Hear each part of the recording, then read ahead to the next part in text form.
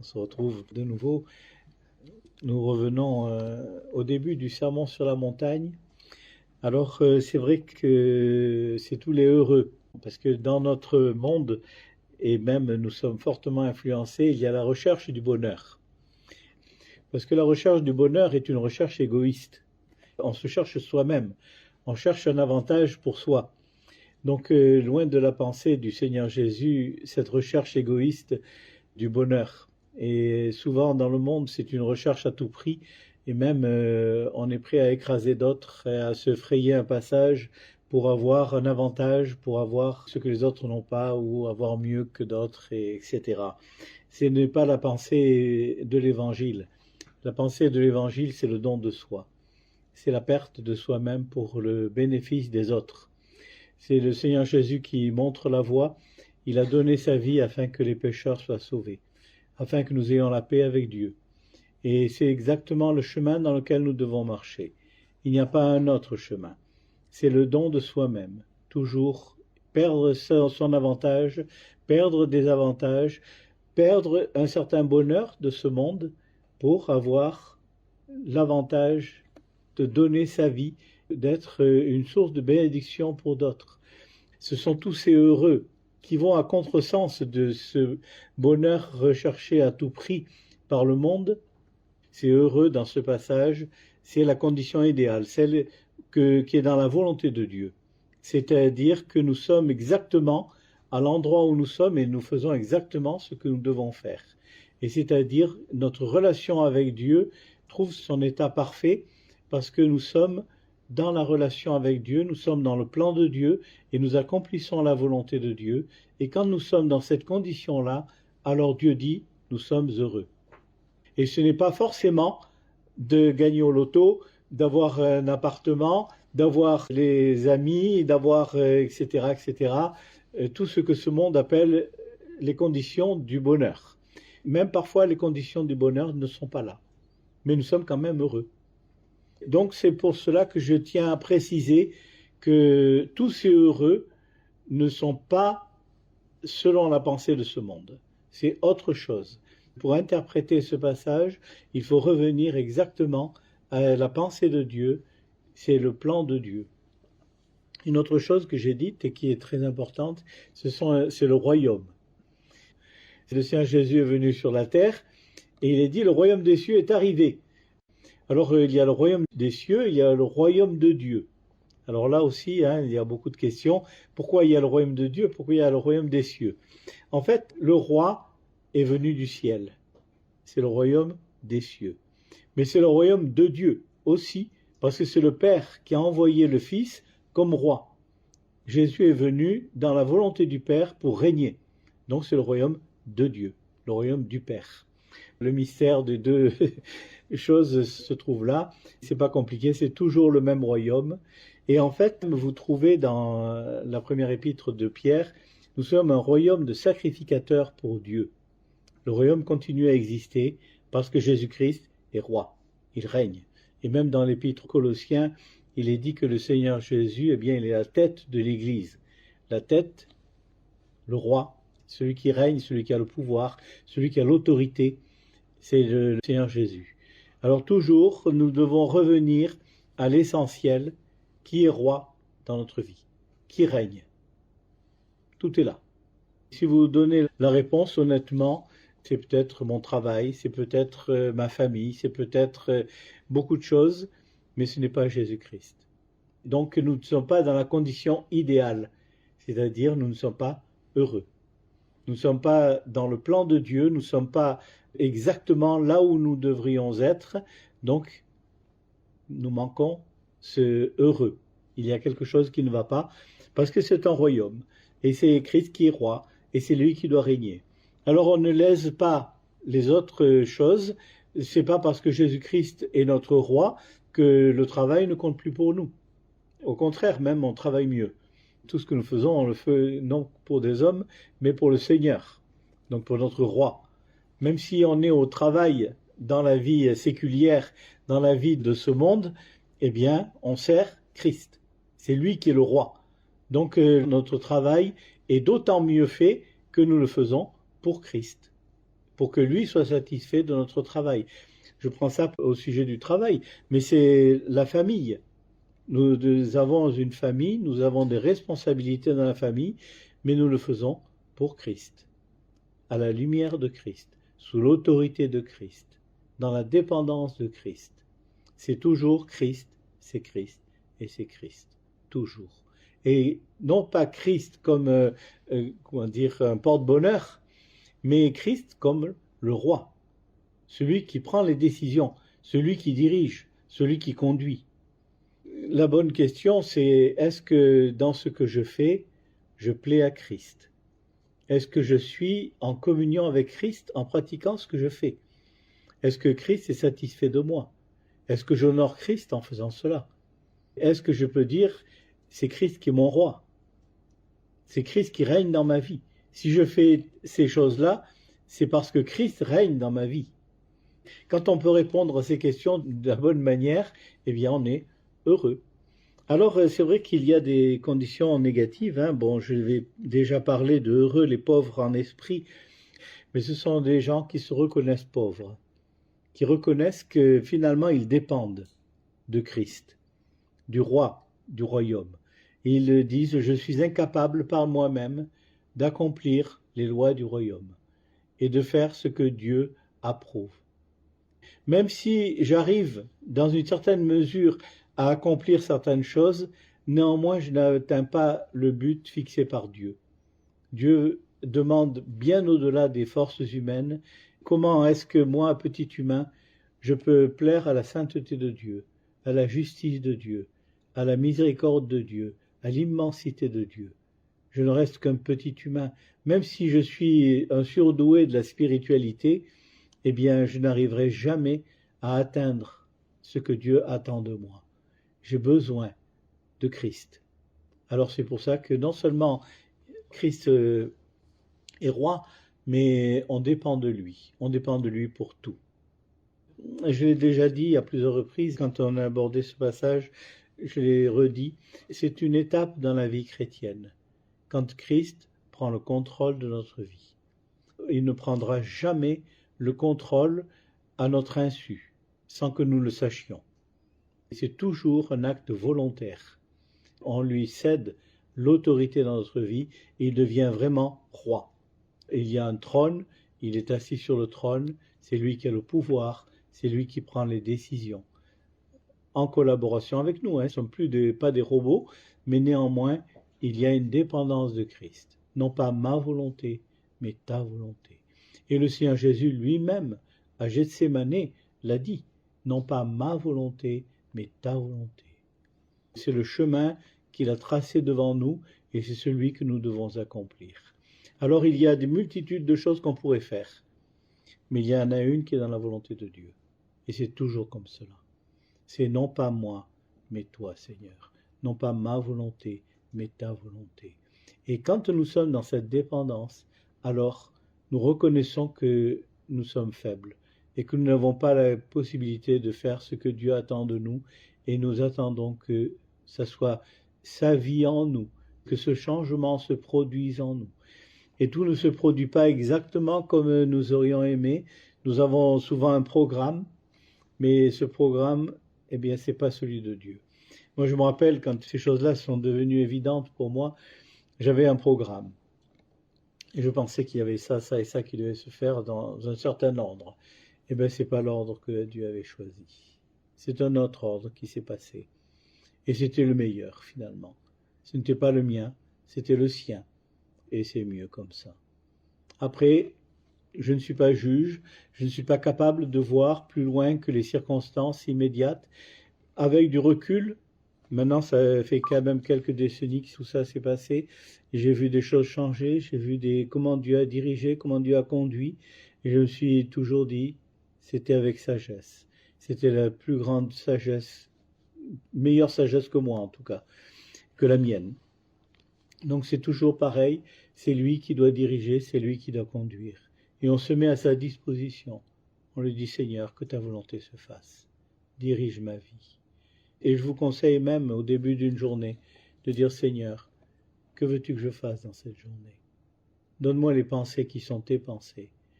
donne-moi des motivations qui sont tes motivations. Mets sur mon cœur des fardeaux, un désir de faire quelque chose, de faire ce qui est dans ta volonté. Je me mets à ta disposition. Je suis dans ta main. Je suis l'argile, tu es le potier. J'ai parlé avec une personne, c'était hier ou avant-hier, je ne me rappelle plus exactement. Mais la personne me disait, oh, je suis rien, je suis rien, je suis rien. Et j'ai été obligé de reprendre la personne. J'ai dit, tu n'es pas rien. Tu es l'argile. L'argile, c'est de l'argile. Ce n'est pas rien, c'est de l'argile. C'est pas de l'or, c'est de l'argile. Et c'est l'argile dans la main du potier qui devient un vase. Et qui a de la valeur parce que le potier fait le vase. L'argile, c'est de l'argile. Et vous n'avez pas le droit de dire je ne suis rien, ou je suis insignifiant, ou je n'ai pas de valeur, je n'ai pas ceci, je n'ai pas cela. Ce n'est pas dans la médiocrité que Dieu désire nous maintenir. Nous sommes ce que nous sommes. Nous sommes des humains. Et Dieu n'attend pas que nous soyons des anges. Nous sommes des humains. Soyons des humains. Mais des humains dans la main de Dieu. Que Dieu utilise, que Dieu façonne. Des humains qui ne se prennent pas pour Dieu, qui ne se prennent pas pour ce qu'ils ne sont pas, mais qui restent à leur place et dans la main de Dieu. Pour être utiles et que Dieu les utilise et fasse d'eux ce qui est nécessaire, ce qu'il faut faire. Et c'est cela, être pauvre en esprit, c'est se rester à sa place. Nous sommes des petits humains. Spirituellement, par rapport à Dieu, nous sommes des misérables, nous sommes des pauvres. Quand nous apportons cette pauvreté entre les mains de Dieu, alors elle devient quelque chose. Je vais vous donner un petit exemple. Nous sommes des petits humains. Si par exemple vous prenez des chiffres, vous avez des zéros. Vous pouvez avoir une ribambelle de zéros. Si vous en avez 10 000, c'est comme si vous n'en aviez qu'un. C'est un zéro vaut un autre zéro ou 10 milliards de zéros. Mais dès que vous mettez un 1 devant ce zéro, il a une valeur. Et le 1, c'est Dieu, c'est Jésus-Christ. Et Dieu veut que ce soit lui qui soit devant le zéro. S'il est derrière, c'est pas la même chose.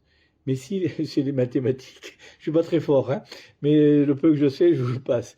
Mais si vous avez 1 milliard de zéros derrière un 1, alors là, vous avez quelque chose.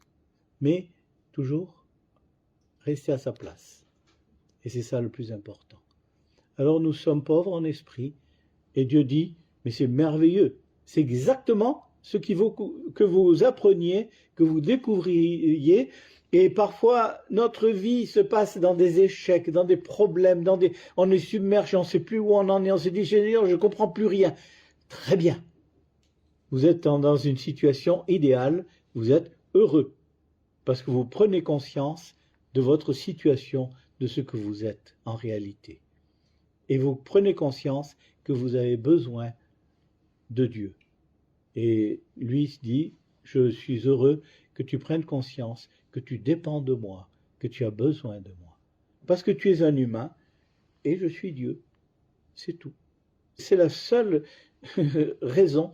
Tout le reste, eh bien, c'est de la poésie, tout ce que vous voulez, mais ce n'est pas la vérité. La vérité, c'est que je suis un humain et que Dieu est Dieu, que Jésus-Christ est le roi. Il est le chef de l'Église.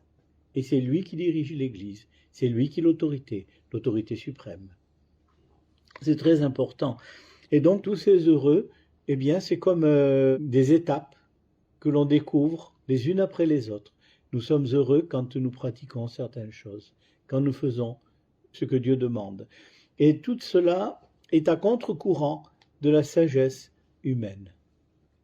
Quand on dit « heureux les affligés, car ils seront consolés ».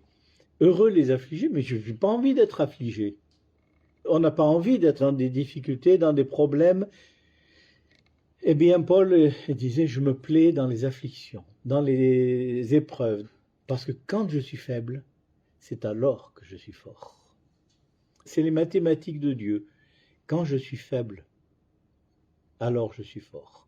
Quand je suis dans difficulté, alors je peux chercher les ressources de Dieu. Combien de fois On aimerait bien être dans un peu plus de confort, un peu plus de sécurité, un peu plus de tranquillité, que les choses se conjuguent mieux dans notre vie.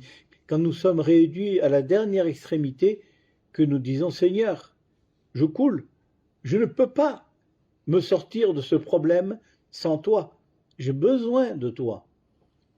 Et parfois, après les épreuves et tout, on se dit heureusement qu'il en était ainsi. Je racontais encore cette histoire à une personne cette semaine qui me téléphonait. Je me rappelle, il y avait un frère en Christ qui avait des problèmes avec un voisin. Le voisin abusé, hein, vraiment. Et le frère en Christ était de la gentillesse même, vraiment. Alors, j'y pensais, et puis ça bouillonnait au fond de moi-même. Puis finalement, je me dis, bon, je vais aller, je vais lui mettre les points sur les i, je vais régler le problème. Alors, je suis descendu pour prendre ma voiture et aller, c'était une longue distance. Hein. Donc, je suis allé et j'avais la main sur la poignée de la voiture et il y a une petite voix à l'intérieur qui m'a dit, pourquoi tu veux prendre ma place? Et je suis remonté. Je n'ai pas pris la voiture et j'ai prié. Je ne veux surtout pas prendre la place de Dieu dans la vie d'un frère ou d'une sœur en Christ. Je ne suis pas Dieu. Alors, j'ai prié. Qu'est-ce que vous voulez faire d'autre? Donc ça s'est passé, je ne sais plus quel jour de la semaine, mais le samedi, j'ai rencontré, donc c'était la réunion de jeunes, le frère était là, et dit, je dois rendre grâce à Dieu parce que j'ai prié et j'ai eu le courage, j'ai remis cet homme à sa place, c'est lui qui l'a fait. Si moi je l'avais fait, je l'aurais privé de prendre cette décision.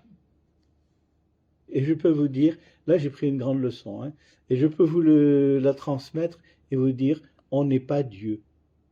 On se dit, mais si j'avais 2 ou 3 milliards d'euros, je pourrais faire du bien autour de moi.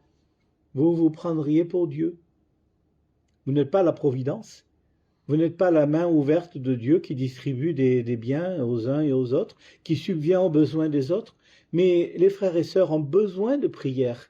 Ils ont besoin d'intercéder. Ils ont besoin de demander à Dieu et de dire, Seigneur, je suis au bout de toutes mes ressources. Je ne sais pas comment faire. Je m'attends à toi.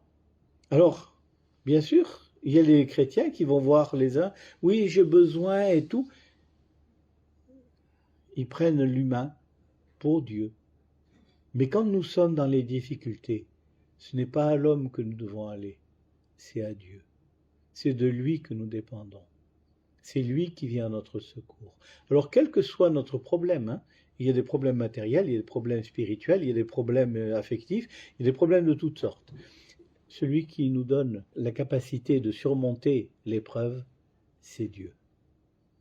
Alors, il utilise des êtres humains, évidemment. Et il nous utilise nous aussi. Et il faut être dans la main de Dieu, être à la disposition de Dieu. C'est pour cela que ce heureux vient en deuxième. Parce que le premier, c'est d'être dans la dépendance de Dieu. Le deuxième, eh bien, on dépend de Dieu. Alors c'est vrai que parfois, c'est l'être humain qui vient à notre secours, mais c'est quand même Dieu qui suscite des délivrances. C'est Dieu qui intervient. C'est Dieu qui conduit les circonstances. Et même, c'est dit dans Daniel, il change les temps et les circonstances.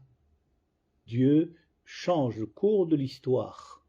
Je peux vous dire, pour vous délivrer, quand vous êtes en difficulté, Dieu peut changer le cours d'une étoile pour que vous puissiez être délivrés. Il peut changer le cœur des gens. Il tient dans sa main le cœur des rois. C'est dans les proverbes. Hein. Il les dirige où il veut. Il peut susciter des occasions, des situations que vous ne pouvez même pas imaginer. Et ne cherchez pas à les imaginer. Parce que quand Dieu délivre, c'est une création. Parce que Dieu est le créateur. Notre délivrance, il la crée. Donc elle ne pouvait pas venir à notre esprit. Mais quand nous sommes délivrés, nous nous disons, pourquoi je n'y ai pas pensé? Parce que c'est évident, mais vous ne pouviez pas y penser. Parce que c'est une création. Dieu a créé la circonstance qui vous a délivré, par laquelle il est intervenu. Et si vous savez, c'est merveilleux. Nous sommes dans la main de Dieu. Nous avons autour de nous un monde qui s'agite. Nous avons des circonstances épouvantables. Et plus le temps passe, et j'ai l'impression que les gens deviennent de plus en plus fous. Bon, les dirigeants, hein. Il y a des bombes qu'on promet, il y a des guerres, il y a des ceci et cela. Il n'y a pas un peu de bon sens? Demander à un paysan, si ce chef d'État qui a fait tant d'études, il va voir un paysan qui n'a absolument pas fait d'études, il va lui demander conseil, il va lui dire surtout ne fais pas la guerre, ne fais pas ces bêtises-là. Pas besoin de faire des études pour avoir un minimum de sagesse. Vous dites, mais c'est une grande folie qui est dans ce monde. Eh bien, nous sommes dans ce monde. Et on aimerait bien, hein, comme disait David, je voudrais prendre les ailes de la colombe et m'envoler au désert. Et parfois, on aimerait bien être à des centaines de kilomètres. Je me rappelle, c'était l'histoire d'un Américain. C'était dans les années 30-40. Il s'était installé dans une île du Pacifique. Et il a dit, là, je suis tranquille. Eh bien, c'est une des premières îles où les Japonais sont arrivés pour envahir. Et il y a eu la guerre dans son île. Il avait cru trouver un point de paradis. Là, je suis en dehors de toutes les possibilités humaines et de tous les tracas et tous les soucis. J'ai une bêche, des graines, je plante mes trucs, j'ai des animaux et tout. Eh bien, la guerre est venue le rencontrer, est venue chez lui. Si je peux vous dire, il n'y a pas de paix sur cette terre. La folie est dans le cœur de l'homme, sans Dieu. Mais nous sommes dans la main de Dieu. Quoi qu'il arrive, il est avec nous. Nous pouvons tout perdre, mais nous ne pouvons pas perdre Dieu.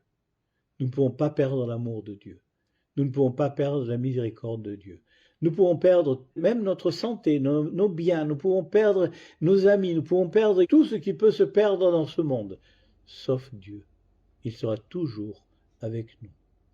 Et il sera toujours notre délivrance. Et là, quand on découvre ça, là, on est heureux. Parce qu'il est dit, heureux les affligés, car ils seront consolés. Ils seront consolés par qui? Par Dieu. Pas en gagnant au loto, pas en rencontrant les personnes idéales, pas en ayant un meilleur travail. Ils seront consolés. C'est Dieu qui nous console. C'est ce Dieu qui dit, je suis ton père. J'ai perdu mon père. Mon père et moi, nous étions des amis. On avait eu beaucoup de projets, on faisait discuter ensemble. C'était mon meilleur ami, c'était mon père. Mais quand j'ai perdu mon père, j'avais 56 ans. Je me suis dit, je sais ce que c'est qu'être orphelin. À 56 ans, on peut être orphelin parce qu'on a perdu quelqu'un de très important. Mais je n'ai pas perdu mon Père céleste. Si mon père et ma mère m'abandonnaient, l'Éternel me recueillerait. C'est le psaume 27. Dieu reste toujours avec nous. Il est toujours là. Et il ne nous abandonnera jamais. Nous pouvons décevoir Dieu. Nous pouvons même faire des choses que Dieu désapprouve et condamne. Mais Dieu ne cessera jamais de nous aimer. Il ne cessera jamais d'être près de nous. Plus près de nous que qui que ce soit. Même nos vêtements ne sont pas plus près de nous que Dieu. Dieu est dans notre cœur. Il est venu à nous. Une des paroles les plus merveilleuses qui se trouvent dans les évangiles, c'est le Seigneur Jésus qui les prononce. Quand il est ressuscité, il dit « Je vais vers mon Dieu et votre Dieu. Je vais vers mon Père et votre Père. » Il a gagné la victoire sur la croix. Il a triomphé du péché, du Satan, et il a triomphé finalement de la mort par la résurrection. Et il est allé auprès du Père. Et il a apporté son sang. Et par son sang, Dieu est notre Dieu. Le Père est notre Père. Et nous ne sommes pas dans une religion. Nous pouvons parler de Dieu et à Dieu. Et nous pouvons lui dire « mon Dieu ». Quand il y a des gens qui parlent, c'est « ah, mon Dieu », c'est une façon de parler. Mais ce n'est pas leur Dieu. Il n'y a pas cette relation privilégiée entre Dieu et ces personnes, comme il y a entre Dieu et celui qui est racheté, qui est lavé de ses péchés. Et là, nous sommes consolés. Nous avons la consolation. Quand Dieu console, qui jettera le trouble? Si Dieu met la paix, qui enlèvera la paix?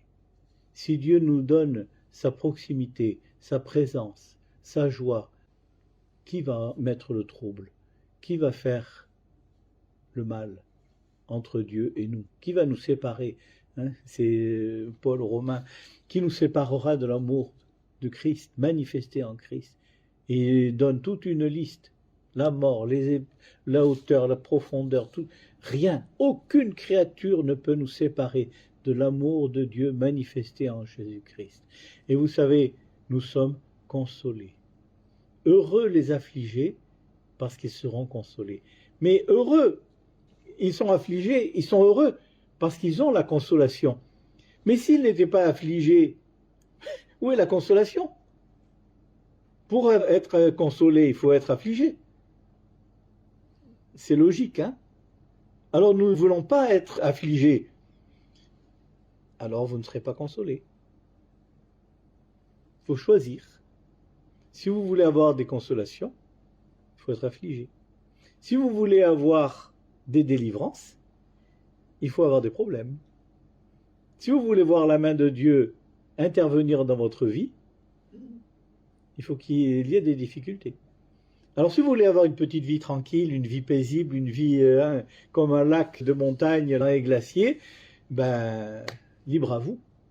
Mais on décide de vivre par la foi, de compter sur Dieu, de regarder à lui. Et là, eh bien, nous pouvons être consolés. Nous pouvons être délivrés. Dieu peut intervenir. Et c'est cela qui est merveilleux.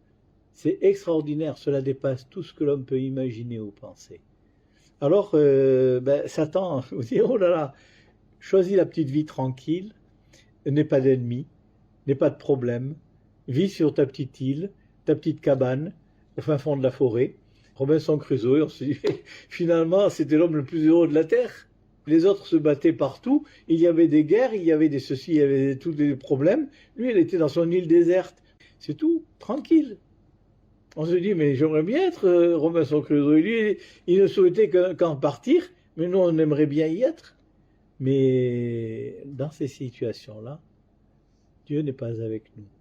Il faut accepter les épreuves, il faut accepter que ce soit difficile, et puis lui dire, Seigneur, viens, que ta volonté soit faite. Je veux vivre pour toi, marcher dans tes voies, que ce soit facile ou que ce soit difficile, que j'ai des amis ou que je n'en ai pas, que je sois riche ou que je sois pauvre, que je sois en bonne santé ou que je sois en mauvaise santé. Que ta volonté se fasse. Je me place dans tes mains, pas dans ma main, dans ta main. Que ce soit toi qui diriges les circonstances de ma vie. Et je te rends grâce pour tout ce qui arrive. Quoi que ce soit qui arrive, je te rends grâce. Parce que c'est ta main, c'est toi. Qui nous ravira de la main de Dieu? Qui est plus fort que Dieu? Impossible. Nous sommes dans sa main. Les circonstances peuvent être dans toutes les directions. Le monde peut devenir plus méchant qu'il l'est. Et il le sera. Parce que la Bible ne nous promet pas que ce sera facile. Nous sommes dans les temps de la fin. Un jour, il y aura l'homme du péché qui va venir.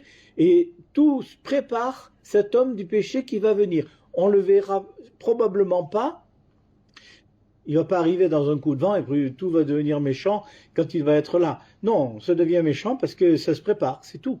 Et nous le voyons. Mais soyez rassurés, vous êtes dans la main de Dieu. Nul ne les ravira de ma main. C'est le Seigneur Jésus lui-même qui a dit, le Père qui me les a données, les brebis. Nous sommes ses brebis. Il est le bon berger. C'est lui qui nous garde. Il est la porte. Personne ne peut rentrer. Il est là, c'est la porte. Si lui, il ferme la porte, personne ne peut rentrer. Ce sont des paroles certaines. Et c'est les consolations que nous trouvons dans ce verset. Heureux les affligés, car ils seront consolés. Vous serez consolés quand vous serez affligés. C'est la promesse de Dieu. Alors, n'ayez pas peur des afflictions. Alors, je vais vous dire quelque chose, ne vous mettez pas dans les problèmes, Dieu ne nous demande pas de nous suicider. Il ne nous demande pas de faire des imprudences. Il ne nous demande pas d'être des insensés. Nous devons être des sages.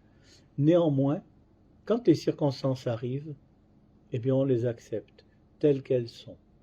Et nous disons, Seigneur, que ta volonté se fasse.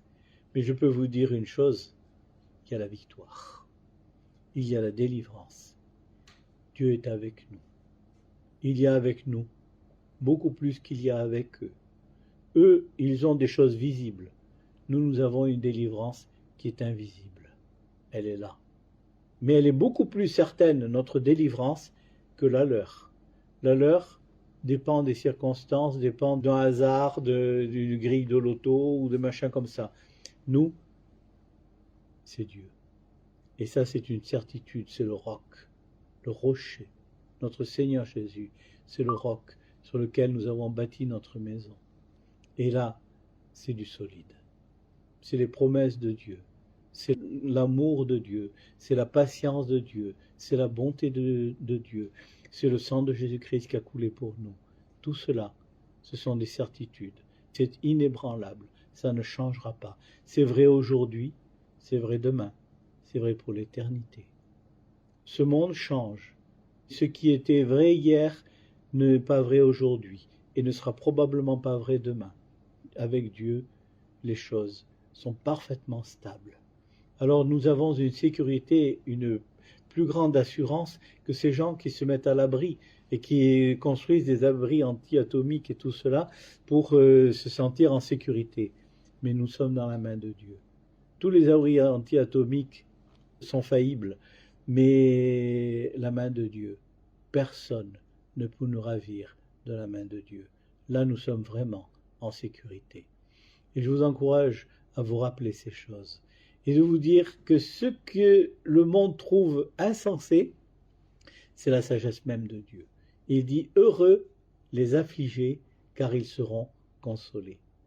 C'est une vérité biblique, c'est la vérité de Dieu. Selon ce monde, c'est tout à fait autre chose. Mais le Seigneur Jésus dit « Heureux ceux qui sont affligés, car ils seront consolés ». Et ça, c'est la certitude même. Il n'y a pas de possibilité que quand on est affligé, on ne soit pas consolé.